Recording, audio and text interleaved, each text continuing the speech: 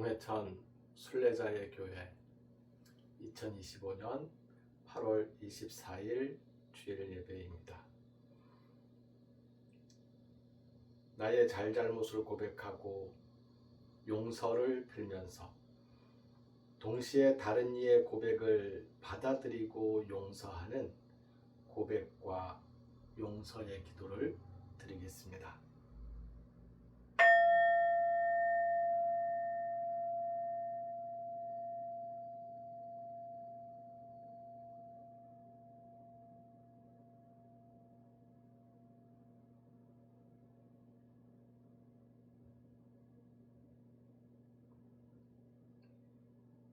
내가 누리고 있는 은혜에 감사하며 하나님께서 내 마음의 소원, 살피심을 믿는 감사와 소원의 기도를 드립니다.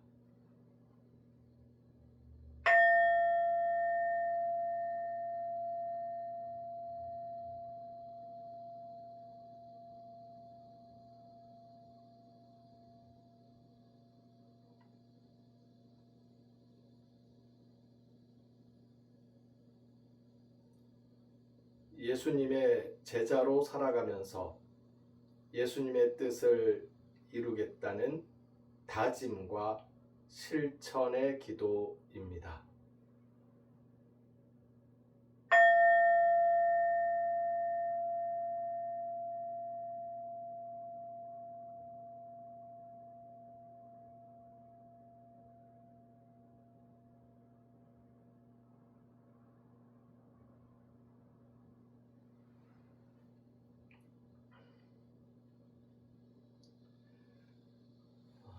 지난 한 주간 우리는 에스겔 19장, 20장, 21장의 말씀을 함께 읽었습니다.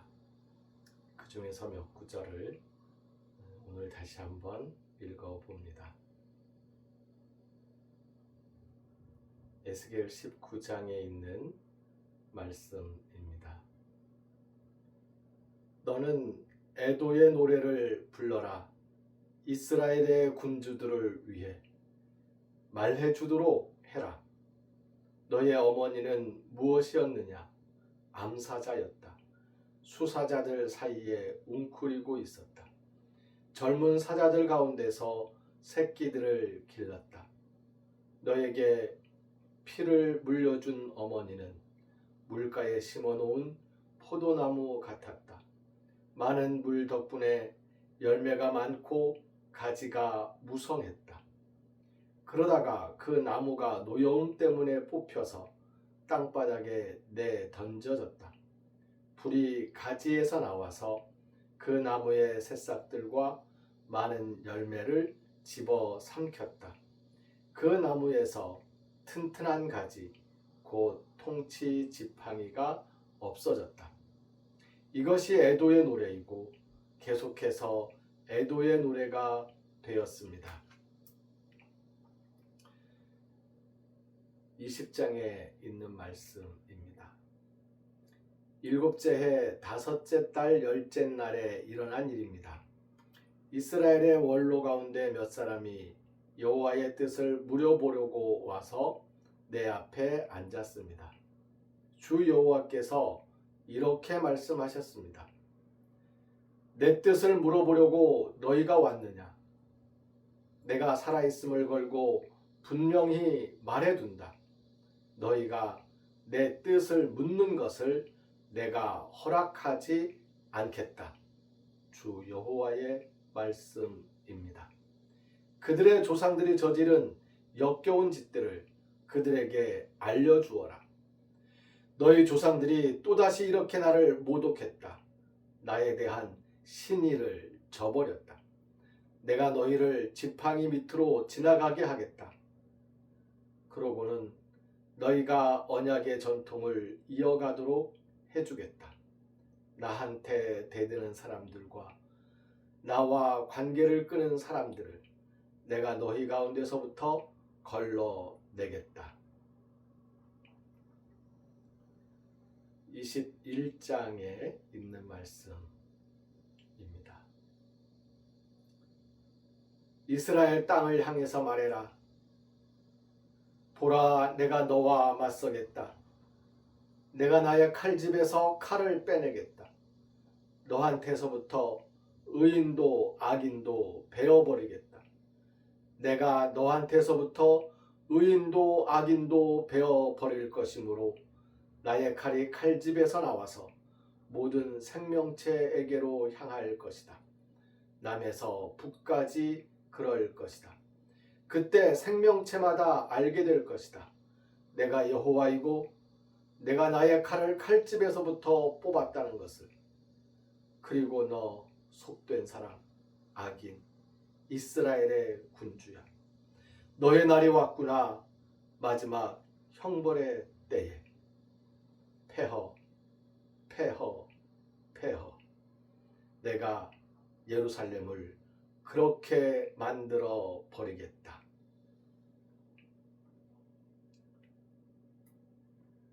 우리가 함께 읽은 에스겔 19장, 20장, 21장의 말씀을 묵상하면서 애도의 노래와 여호와의 칼이라는 주제를 잡아보았습니다.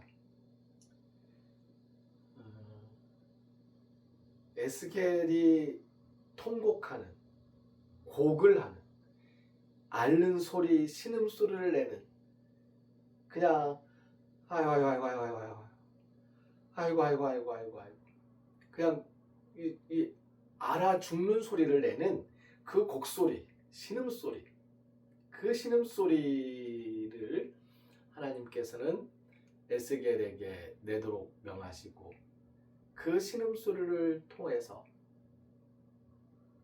사람들이 이 역사에 대한, 이스라엘 역사에 대한 하나님의 심판, 그것을 돌이켜 생각하면서 이제 애도하고 슬퍼하는, 이 애도의 노래에서 이 애도는 사실은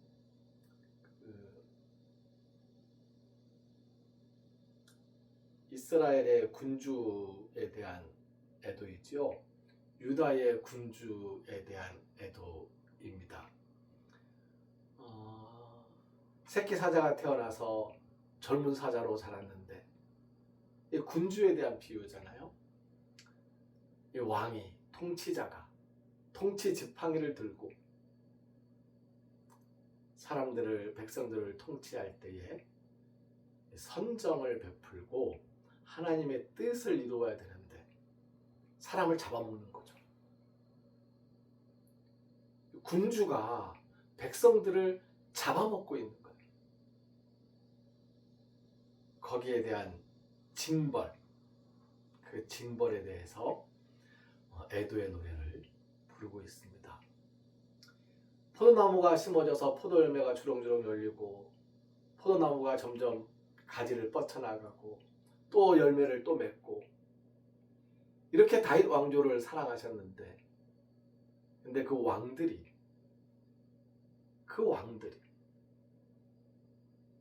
하나님의 노여움을 사는 거죠. 무엇 때문에 노여움을 삽니까? 아까 말씀드렸잖아요. 새끼 사자, 힘센 젊은 사자로 잘 키워놨더니 사람을 잡아먹더라.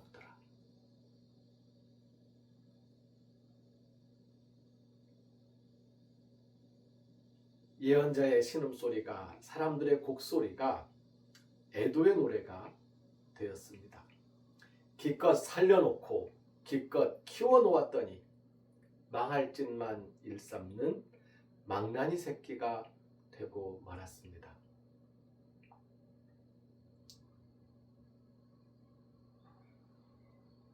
에스겔서에 보니까, 우리가 읽은 그 말씀에 보니까 이스라엘의 장로들이 에스겔을 찾아왔어요. 찾아와서 뭐라고 이야기합니까? 여호와의 뜻을 알려주십시오. 하나님께 뜻을 물어주십시오. 하나님의 음성을 듣고 싶습니다. 하나님이 무슨 말씀을 하셨죠? 아무 말도 할 말이 없다. 아무 말도 안 해주겠다.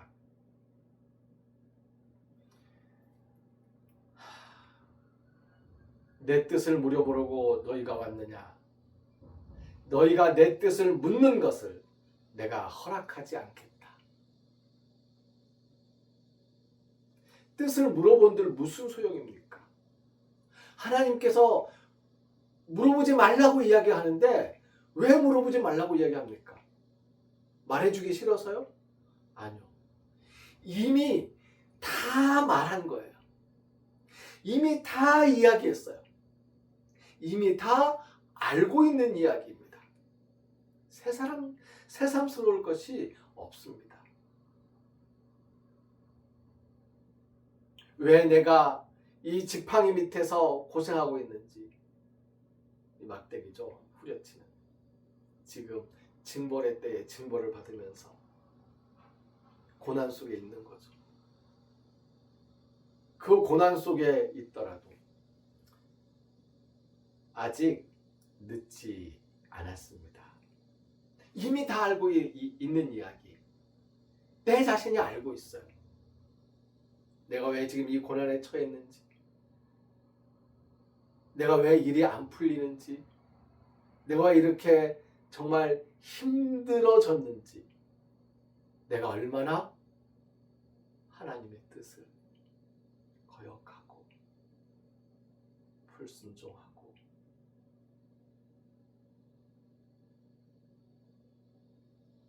하나님으로부터 받은 힘을 가지고 사람들을 사랑하고 섬기지 못했는지 이미 다 알고 있잖아요. 그래서 우리는 회개하고 돌이켜야 됩니다. 아직 늦지 않았습니다.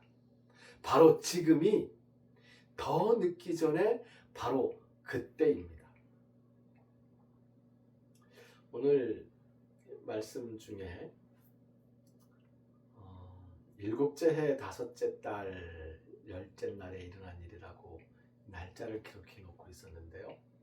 에스겔서에 이렇게 날짜를 기록해 놓는 일이 빈번합니다.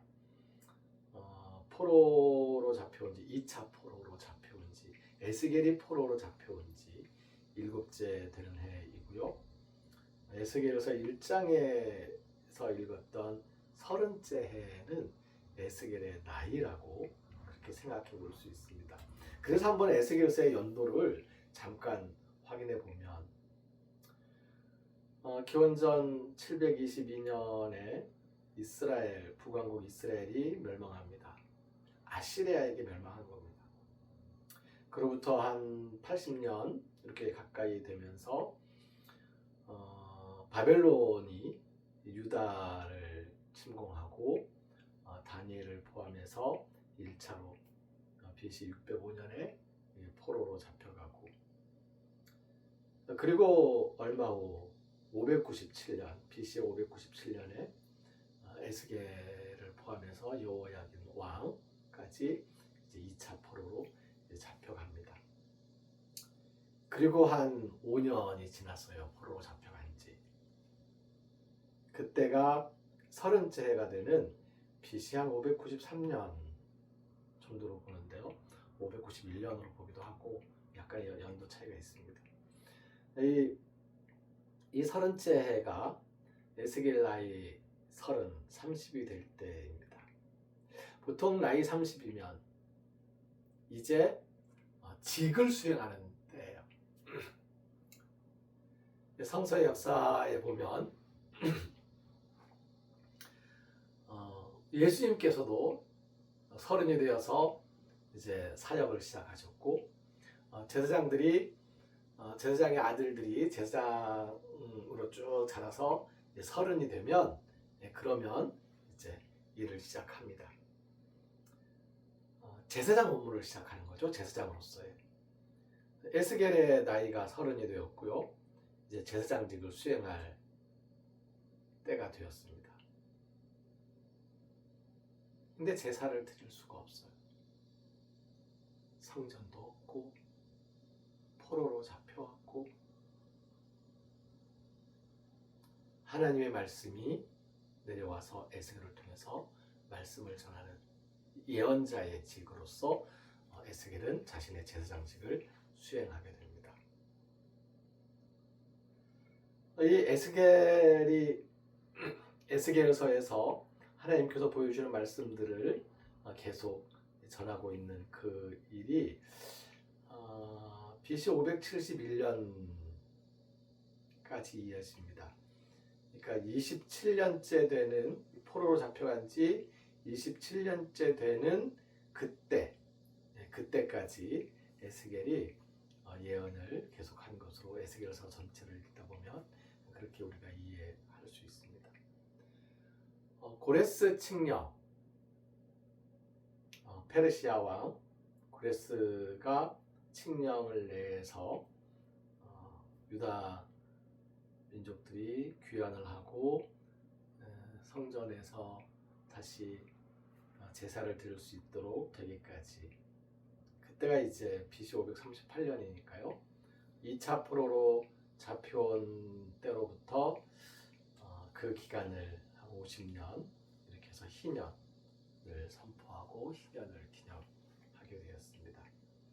에스겔의 예언은 아수르에게서 이스라엘이 멸망하고 그 다음 바벨론이 일어나서 유다를 이제 지배하고 포로로 잡아가고 유다 예루살렘 성전을 완전히 쓸어버리는 그런 일이 벌어지고, 그 다음 이제 페르시아가 다시 유대인들을 귀환시키는 요 역사적 과정 속에서 바벨론 포로 시기에 그때의 에스겔의 예언이 등장을 합니다. 그럼 예언이라는 게 도대체 무엇일까요? 예언은 점치는 일이 아닙니다. 하나님께서 계속 점을 보는 일에 대해서 경고를 하시는데요. 미래에 어떤 일이 일어날 것인지를 점치는 것이 예언이 아닙니다. 예언은 말씀이 내려오는 일이에요. 그리고 그 말씀을 말하고 행하는 일입니다. 예언이라는 것은 하나님의 말씀을 받고 하나님의 말씀을 전하는 일입니다. 그리고 여기에 한 가지 덧붙이면 이 역사에 대한, 지금 내가 경험하고 있는 이 현실, 이 역사에 대한 비유적인 해석과 그리고 이 역사에 대해서 전망하는 것, 이 전망 부분에서 이제 미래적인 부분이 포함이 되기는 합니다만은 그것은 이 역사에 대한 이제 비유적 해석을 통해서 전망하는 것이 됩니다. 에스겔의 예언, 모든 예언자들의 예언, 이 예언이라는 것에 대해서 우리는 먼 훗날 일어날 일에 대한 이제 그 점치는 것처럼 미리 보는 예측 뭐 이런 것과 관련해서 foresee, 미리 봐서 이야기하는 그런 것으로 너무 오랫동안 이렇게 기억하고 그렇게 이해하고 그렇게 알고 있는데요.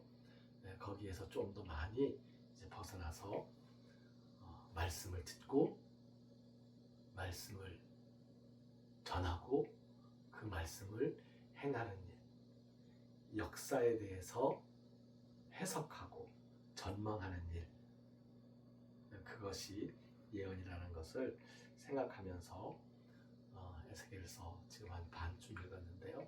앞으로 쭉 읽어나가면서 그 에스겔에 대한 말씀들을 잘 묵상할 수 있게 되기를 바랍니다. 여호와의 칼이 우리 위에 있다고 하더라도 아직 늦지 않았습니다. 하나님은 마음을 바꾸시는 분이기 때문입니다. 언제요? 우리가 간절히 기도하고 우리가 진심으로 회개하고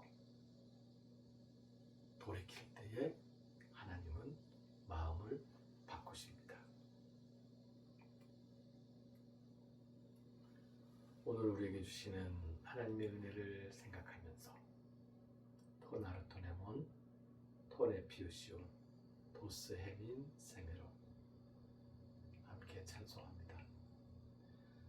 토나르토네몬 도스 헤민 세메로 토네피우시온 도스 헤민 세메로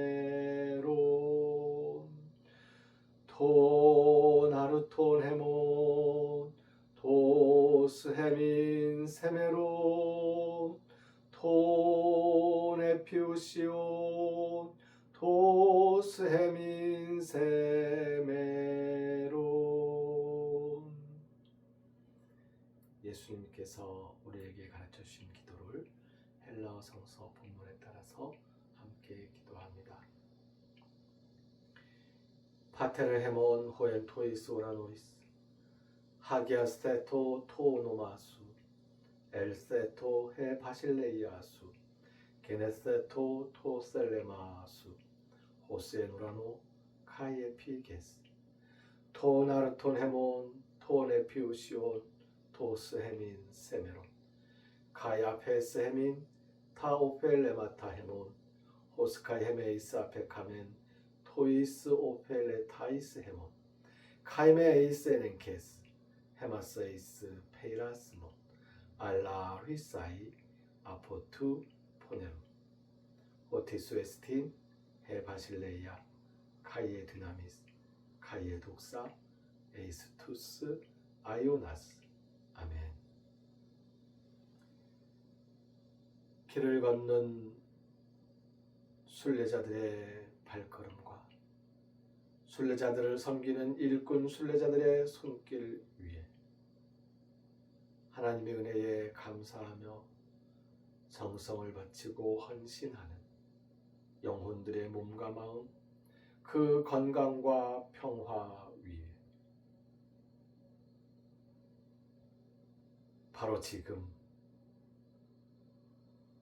더 늦기 전에 하나님께 회개하며 하나님의 뜻을 순종하며 하나님의 말씀을 받아 행하리라 다짐하는 우리 모두 위에 우리를 죽음에서 살리시는 주 예수 그리스도의 은혜와 하나님의 크신 사랑과 성령님의 함께하시며 교통하시는 은총의 역사가 이제로부터 영원까지 항상 함께하옵시기를 간절히 축원하옵나이다. 아멘.